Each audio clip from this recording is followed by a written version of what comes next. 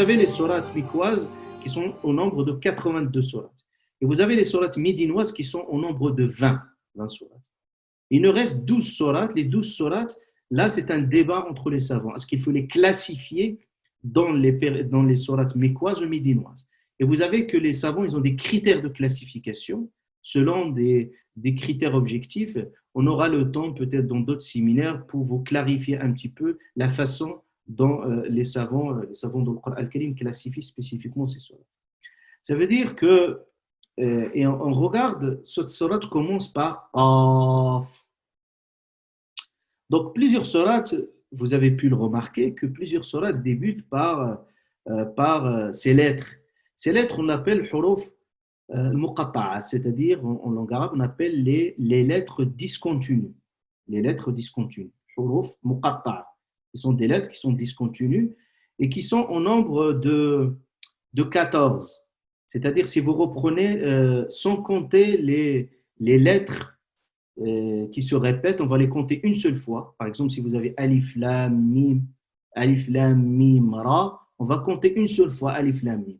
Donc, si vous reprenez toutes les sourates, bien entendu, du Coran, toutes les lettres, ces lettres discontinues, on va voir qu'ils sont 14.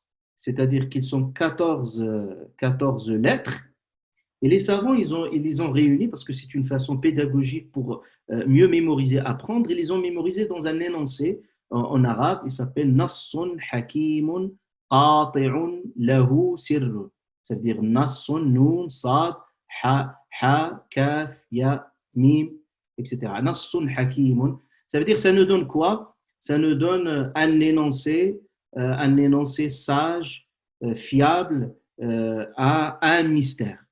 Voilà, vous voyez même la façon dont il nous donne ces aides-mémoire, les savants, ils recherchaient même le sens et la sémantique. Donc on a combien de lettres? On en a 14. Combien de sourates? On a 29 sourates dans lesquelles ces lettres débutent. Soit vous trouvez alif lam mim, sad, qaf, comme ici, sad, etc. Donc, et vous trouvez 29 sourates, c'est le nombre des lettres de la langue arabe. Donc, il y a une petite subtilité ici. Donc, on a 14 lettres et donc, ils sont répartis dans 29 sourates. Vous avez des sourates qui commencent par une seule lettre. Par exemple, comme on a 3 sourates qui commencent par une seule lettre. Par exemple, le cas ici. Qaf, une seule lettre qui s'appelle Qaf. D'ailleurs, ça s'écrit comme une lettre, mais ça se prononce, la prononciation Qaf. Qaf. On ne dit pas Qa. Qaf. Ça veut dire que même sa façon de sa prononciation, il nous est transmis de la façon la plus fiable et de cette façon que le prophète l'a prononcé. Et c'est de cette façon, bien entendu, qu'on la prononce. Donc, vous avez les sourates qui commencent par une seule lettre, vous avez 3. Vous avez Noun, que nous avons vu lors d'une précédente séance, Noun et Sad et Qaf. Et vous avez parfois des lettres qui commencent par 2 lettres. Par exemple, vous avez Yasin, Taha, Hamim, Tasin. En tout, on a 9 sourates. C'est-à-dire, on a 9 sourates où vous avez qui commencent par 2 lettres. Et ces lettres discontinuent toujours, ils sont au début d'un certain nombre de sourates. Et vous avez également 3 lettres. Il y a certaines lettres qui commencent par 3 lettres, par exemple, Alif Lam Mim Ra, Alif Lam Ra, Alif Lam Ra. Vous avez 5 sourates qui commencent par 3 lettres. Et vous avez des sourates qui commencent par 4 lettres. 4 lettres, on a par exemple Alif Lam Mim, Ta Sin Mim, vous avez au nombre de 8 sourates. Et vous avez des sourates qui commencent par 5 lettres. 5 lettres, et on a bien entendu 4 sourates qui commencent par 5 lettres.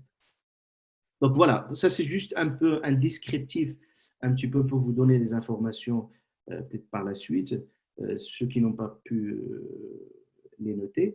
Maintenant, on se pose la question. Donc ces lettres, bien entendu, ils ont fait l'objet d'un débat entre les savants. C'est-à-dire le débat, il s'est situé à quel niveau? Il s'est situé au niveau de leur signification. Qu'est-ce qu'il signifie?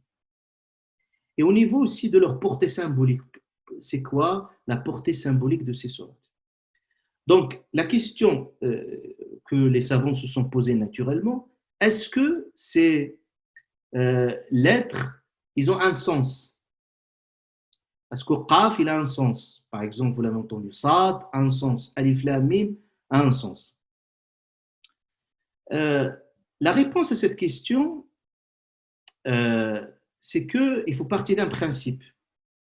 C'est que les savants disent une règle, on peut dire à la fois canonique, une règle aussi logique, c'est qu'ils disent أفعال العقلاء منزهة عن العبث. Je traduis, ils disent que les actes, il inclut naturellement les paroles, des gens qui sont doués de raison sont exempts de tout arbitraire.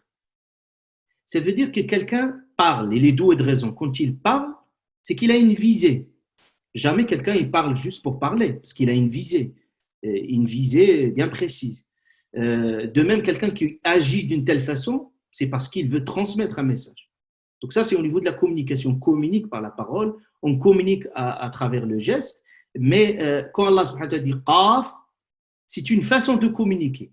Et la question, on ne peut pas dire qu'ils n'ont pas de sens, parce que ça serait dire que le Coran est voué à l'arbitraire, au hasard, alors que rien n'est laissé au hasard. Ça veut dire que dans le Coran, aucun mot n'est laissé au hasard. C'est-à-dire aucune lettre n'est laissée à l'arbitraire. C'est-à-dire il n'y a pas de raison, même les raisons de rime. Par exemple, dans les poésies, par exemple, pour une raison de rime, vous pouvez rajouter un petit mot, une petite phrase pour un peu boucher le trou, pour essayer plus ou moins d'avoir une cohérence dans l'ensemble. Le Coran, non, jamais. Même pour cette raison-là, jamais. Vous trouvez certes des sourates où il y a les rimes, mais cela est en cohérence avec le sens qui est transmis. C'est-à-dire, cette nature coranique, il a été résumé, bien entendu, il a été résumé par l'un des savants qui disait cette très belle parole. Il disait en fait, chaque lettre, chaque mot et chaque phrase dans le Coran adore sa place. C'est-à-dire c'est comme un système tellement minutieux, précis, c'est-à-dire quand vous voyez une lettre, même une voyelle, vous voyez qu'une voyelle dans la langue arabe, elle a cette sensibilité, c'est-à-dire un changement de voyelle. Si vous dites un changement de lettre, c'est encore plus grave, ça transforme complètement le sens. Et parfois, ça donne même le sens inverse. On n'a pas le temps pour vous donner des exemples, mais vous allez voir que le Coran, bien entendu, rien qui est laissé au hasard.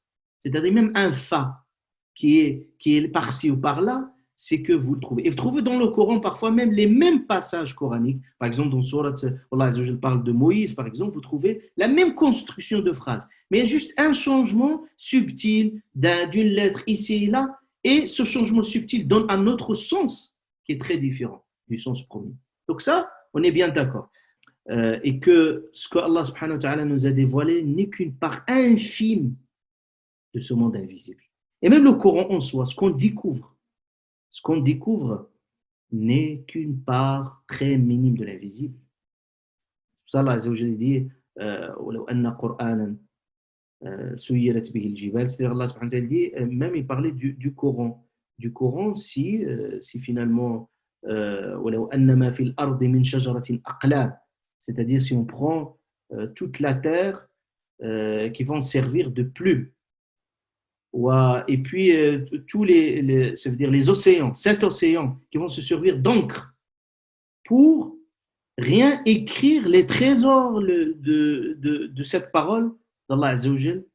Ils ne peuvent pas le faire, ils ne peuvent pas arriver à ce monde.